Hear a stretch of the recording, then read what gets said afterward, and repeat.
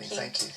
Now then, All Saints live in just a moment, but first, the EU referendum is only 11 weeks away, and Jeremy will be telling you all you need to know to help you make up your mind on his Radio 2 show. I'll be trying, but there is another argument about Europe that has been raging for years, and for that, we need Arthur Smith. Am I 5 feet 11 or 1 metre 80?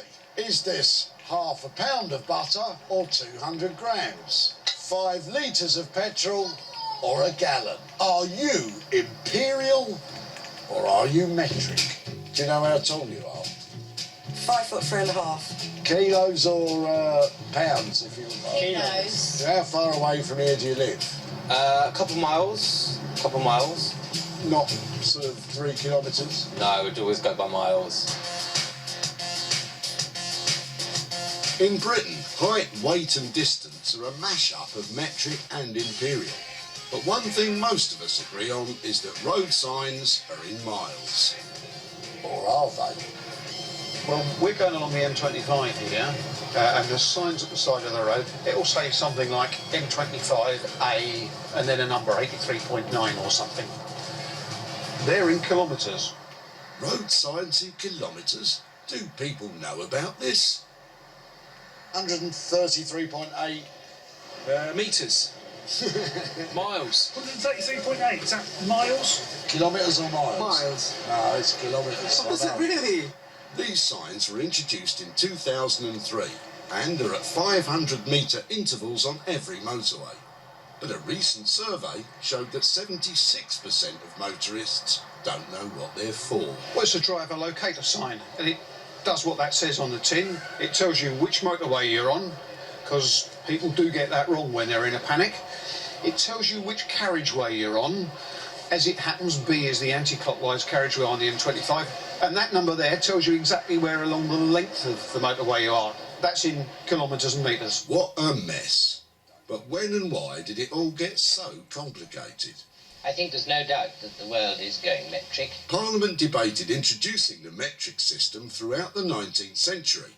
Scientists and industrialists wanted the change to help trade with metric countries. In 1968, the government finally decided we should change. Start planning metrication now. But it wasn't plain sailing. To investigate, I have come to the obvious place, Imperial College, where, pleasingly, they have a nightclub called Metric.